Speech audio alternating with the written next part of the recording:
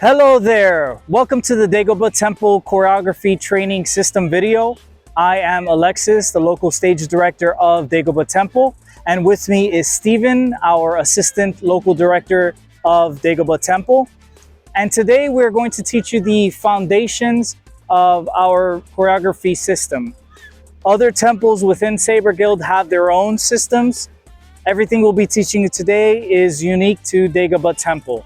So whether you come out to any of our meets here in South Florida, whether it be at Tropical Park or any of our other locations, this is the system that we will use to teach our choreography movements.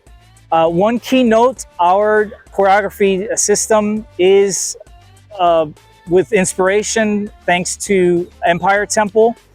There are some differences between what we're going to teach you today and what temples such as Empire Temple teach. So what will you need to begin your choreography training?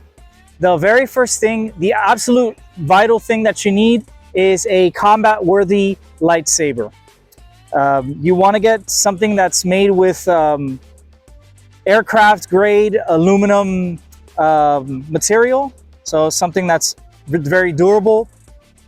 No toys, none of the extendo lightsabers, plastic lightsaber toys that you may find at, toy shops or just kind of around.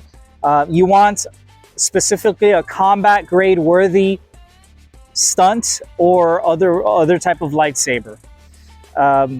Now with the blade of the lightsaber, you want to get something that has polycarbonate material.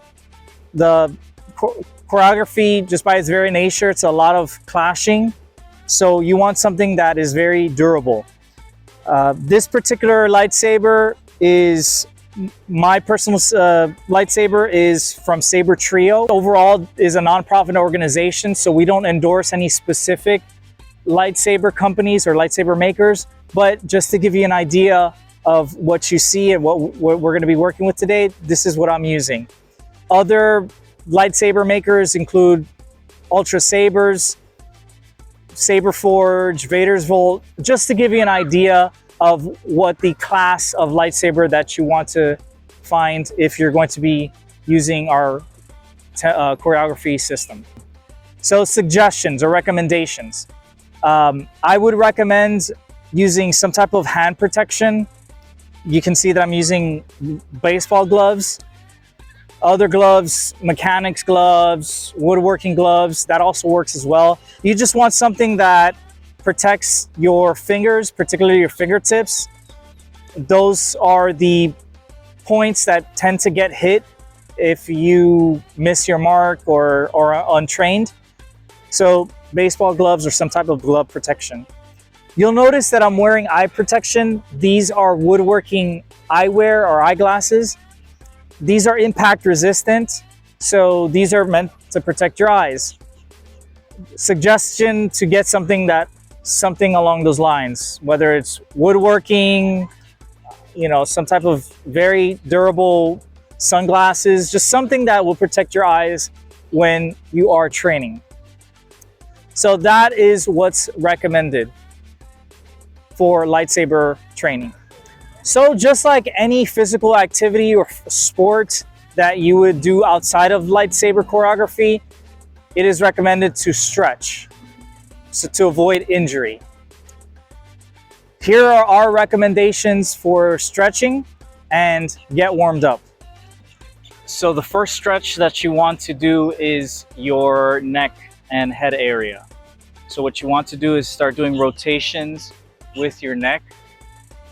Big rotations, full range of motion, but do not use your hands to stretch your head or your neck in any direction, and don't strain either. So don't try to push farther than your neck is allowing you to. So you're gonna do, I would say, about 20 seconds of rotation in one direction, so clockwise or counterclockwise, and then 20 seconds in the opposite direction.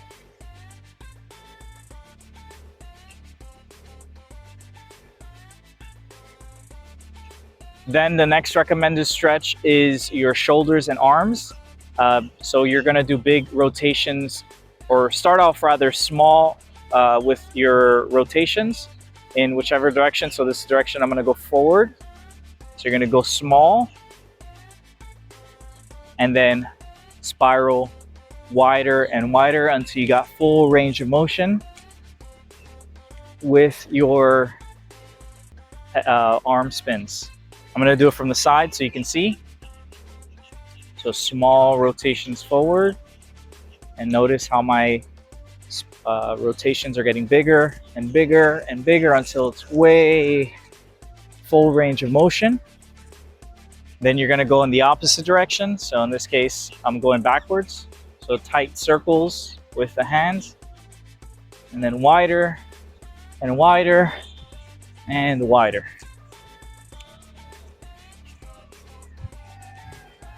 And I would recommend about 10 seconds each direction. The next stretch you're going to do is hip rotations. So you're going to put your hands on your hips, and you're going to have your feet a little bit wider than normal.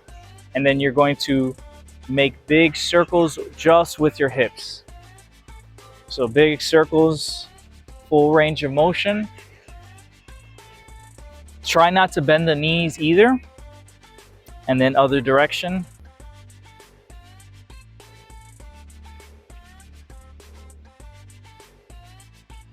That's the hip rotation.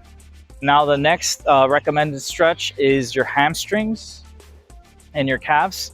I would recommend toy soldiers or stationary toy soldiers. You're gonna keep one knee or both knees locked out, but you're gonna swing one knee forward.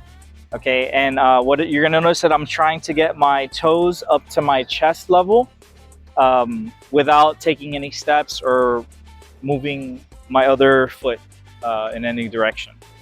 So I'm going to kick it up.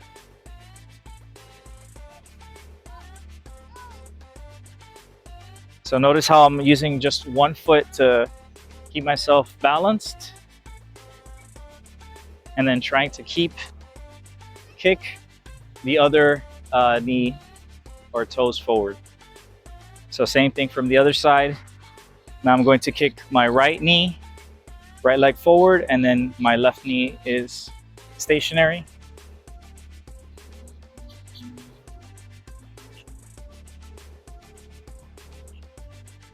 Okay, so those are advanced stationary toy soldiers. You can also do toy soldiers, but assisted toy soldiers, which you can take your lightsaber and use it almost like a cane, if you will. So you're gonna put it on the floor. So you're gonna kind of lean on it a little bit, and you're still going to kick your knee up, trying to get your toes to your chest level, but keeping the knee locked out. So same thing other side. Now with my right leg or opposite leg, using the lightsaber as support. The final warm-up movement that is recommended is a full body movement. So for example, I'm going to be showing you jumping jacks. So it works the entire body.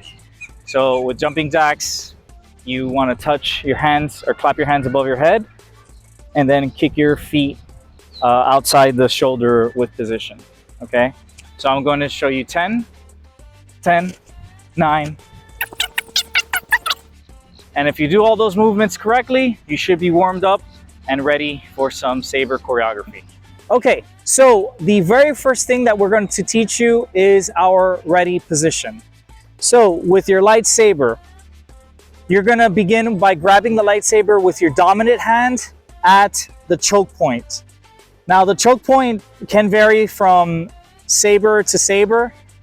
Mine just happens to be near the emitter. So that's where the hilt meets the blade. And I'm going to, with my dominant hand, grab the lightsaber there, okay? With my other hand or my supporting hand, I'm going to grab the lightsaber near the pommel or the bottom of the lightsaber. So that's how you grab the lightsaber. Now you're going to actually point it in front of you as such. Okay, so you can see it a little bit better, but at a different angle, but I'm actually pointing the lightsaber at my opponent's neck. So if they're a little bit taller, you want to aim a little bit higher. If they're shorter, you want to aim a little bit lower. But generally there is a 45-degree angle at the lightsaber blade. The hilt is actually at my waist level or hip level. Okay, so you don't want to go way too down by your knees, or you don't want to go too high up by your chest or face. Okay, so that is the lightsaber with your hands, the ready position with your hands. Now with your lower body or your legs, you're going to kind of mimic what you're doing with your hands.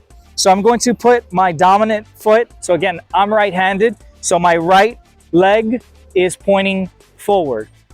Now there is a little bit of a bend in my knee as well, so you don't want to have it straight or lock out your knee, and you don't want to have it way too forward like you're doing a lunge, but a little bit of a bend in the right or the dominant leg. Now notice how my supporting foot is off, my toes are actually pointing a little bit off to the side. So they're not pointing forward where my body is pointing, and they're not pointing all the way to the side. So it's a little bit of a 45-degree angle pointing away from your body, okay? So couple that with the hand position and where the lightsaber hilt is, this is the ready position, okay? So when I say ready position, this is the position that you're gonna be in. So this is gonna be the side view of the ready position, so you can see a little bit easier. So if I'm doing ready position with Steven, notice how there's, again, that 45-degree angle with the blade. So I'm not pointing it straight at him, and it's not straight up or vertical. It's somewhere in the middle, 45 degrees. So if you kind of draw it from a line from my saber all the way to the tip, it's kind of pointing towards his neck, okay? So we're at mirror opposites of each other. So if we were to relax and do ready position, this is the position that we're gonna start from. Now from this position, you can either attack or defend. So either one of us from this position can either attack or defend, but this is the starting position for any movement that we do. Okay, so the Dagobah Temple choreography system is based in numbers. So we were going to teach you first how to defend, which is the bare minimum that you would need in order to go into any lightsaber choreography battle. If you can't defend, then you're gonna get hit. So defenses is what we're gonna go over first. So from the ready position, with number 1, I'm going to be defending my right neck area. So number 1 is right around here. Okay, so if from your position or your point of view, it's to your left, but from my position, it's to my right. So upper right above my neck. So from the ready position, I'm going to bring the lightsaber up to my right-hand side, just about above where my right shoulder is, okay? You can also see Steven as well, so that you get a different point of view as well. So notice a couple things here is that the lightsaber is at an angle. So there's a 45-degree angle covering or blocking the one position or one target zone. So also another thing, my elbows there's a little bit of a bend. So I'm not locking out my elbows or pushing it out far away, because then there's a chance that you can strike my arms or my hands, but you want a little bit of a bend in the elbows. So this is position 1 or defending target zone 1, okay? Now target zone 2 is over my left shoulder or defending my neck area from the left-hand side. So since I'm defending, I'm going to pendulum swing the lightsaber to my left side. Because you're attacking my right side, you're attacking the 2 position or 2 target zone, I'm going to bring it to my left. Okay, so same thing on the other side, not locking out of the elbows, and I'm bringing it my chin or anything like that. It's somewhere in the middle. All right, and I'm not pushing it out away like this. So this is defending target zone 2. Okay, so let's do it again. Ready position, defending 1, defending 2, defending 1, defending 2. So we've done 1 and 2. Now we go on to 3 and 4. So 3 is going to be, from your point of view, it's going to be my left side, but it's going to be my right side. So somewhere around here where my elbow is, or my ribs are, that is target zone number 3. Okay. So to defend that from the ready position, I'm going to bring the lightsaber up to my side, and I'm going to be defending that 3 position. So a couple things here. The blade is vertical, and the lightsaber hilt is kind of by my hips.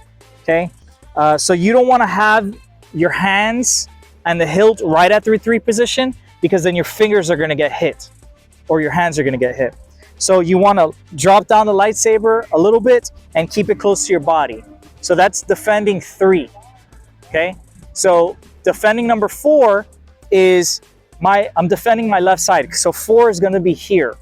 So I'm going to bring the lightsaber up to my other side, my left side, with that same positioning of the lightsaber. So vertical blade and hilt by the hips.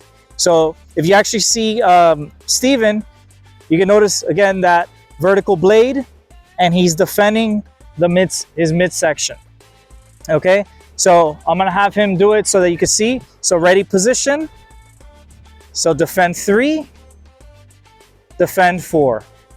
Okay, so it's just to the side. You're just defending it like such. So let's do it together. So ready position, defend 3, defend 4. One more time, defend 3, defend 4.